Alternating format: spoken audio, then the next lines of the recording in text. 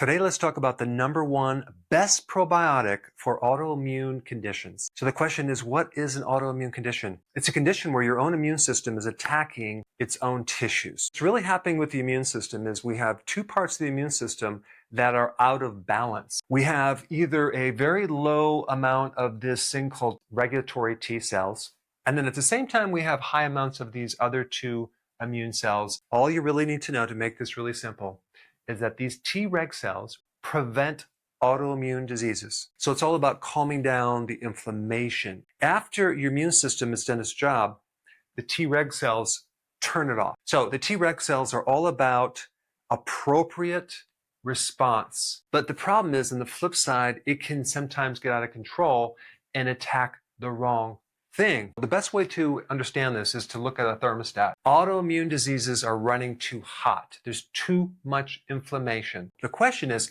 how do we take an autoimmune disease and bring it to an optimal level? It just so happens that there's a natural way to do this. But I think it's important to understand the root problem of all autoimmune diseases. One thing you really need to know is that when there's inflammation in the gut, okay, sometimes you don't initially feel it, but inflammation blocks the function of vitamin D3. Vitamin D3 cannot work in the presence of inflammation. Vitamin D influences over 2,500 genes. It's involved in every part of the immune system. So if the T-reg cells do not get enough vitamin D, then they can't work, they can't grow, they can't function. They're going to be dysfunctional. And many people, including a lot of doctors, don't realize that we have such a mass problem with low vitamin D. There is a condition called vitamin D resistance. And vitamin D resistance is at the cell level, right at the receptors for vitamin D3. You see, you can actually test someone's vitamin D in the blood, and it can be perfectly normal. But if they have vitamin D resistance, despite having a normal blood level, they're going to be extremely deficient. And many people don't realize that the great majority of the population is vitamin D resistant. In your blood, what they're testing when they're testing for vitamin D is the inactive version. They're not testing for what's happening at the cell level. But the vitamin D you need for the immune system is more like 8,000 to 10,000 just to maintain it. And not only that, you need it on a daily basis. Rarely is anyone getting that amount unless they're out getting a lot of sun or taking a supplement. So if you compound an inflammatory gut problem with low vitamin D, it's a perfect storm for developing an autoimmune disease. And on top of that, you have doctors, or you might have things on the news or online that say that vitamin D, you got to be careful. You don't want to become toxic. Just so you know, it's extremely rare, and you'd have to take hundreds of thousands of international units every single day for months before you develop any toxicity. So when we're talking about 10,000 IUs, we're not even in the ballpark for even talking about toxicity. And the reason I'm even bringing that up is to penetrate through that vitamin D resistance that so many people have. To create a therapeutic effect, you're going to have to use levels that are much higher than 10,000 IUs.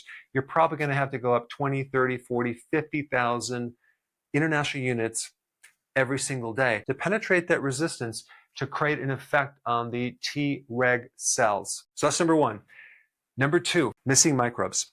You have thousands of different species of microbes in your gut, and they do a lot more than you might think. And there's two specific microbes that are involved in helping you prevent autoimmune diseases, in that they greatly affect the T-reg cells as well as suppressing these other inflammatory immune cells over here. And the first one is called B. infantis, or it might be pronounced infantis, I'm not sure, that help develop our nervous system. This microbe is highly sensitive to antibiotics, to steroids, to junk foods, to a lot of things in the environment. And so what I'm saying is about 70% of the population is just missing this microbe right here. And this microbe is very important in helping you support this T-reg cell. L. reuteri is another really key microbe. And unfortunately, it too is very sensitive to broad spectrum antibiotics. 97% of the population is missing this microbe too. The other thing that's really cool about this L. reuteri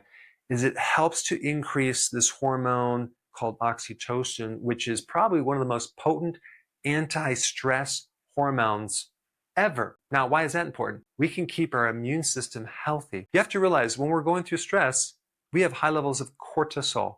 Cortisol suppresses the immune system. Normally, you should have like 35 billion white blood cells. These are the soldiers that do all the work. And when you're exposed to cortisol, this suppresses the entire immune system. Just think about what is the treatment to autoimmune disease? Prednisone. What is prednisone? It's a steroid. It's a synthetic version of cortisol. It shuts down the entire immune system. We also shut down the healing part of the immune system. This is why people that have had too many steroid shots basically destroy their joints. It acts as an antibiotic. So vitamin D is not an immune suppressant that shuts the whole thing down, only the parts that are overactive. So this microbe helps to kind of cool things down, but this has a bigger effect over the entire immune system. And I don't recommend just taking these in a pill. I recommend cultivating these with a dairy product to increase these. And that's going to help reseed the small intestine, start healing the small intestine, and then start to build up the T-reg cells. So number one, vitamin D is essential. Number two, you reestablish the microbes that are usually missing. And number three, selenium. Now, what does selenium do? Well, that's a trace mineral. You only need it in small amounts. I would recommend like 200 micrograms, not milligrams. But selenium has a very unique function for the immune system. If you're low in selenium, you're going to have higher amounts of these two inflammatory cells. And remember, in autoimmune, they're already too high, so we have to lower this. So selenium is going to help lower these two cells right here. Also, selenium is going to help lower the antibodies. And I'm talking about it's called autoantibodies, which are involved in this self-attack. Your own immune system is attacking itself. Selenium can help turn that down. You can also take it as a supplement. And the last point I'm going to bring up about this is prolonged fasting.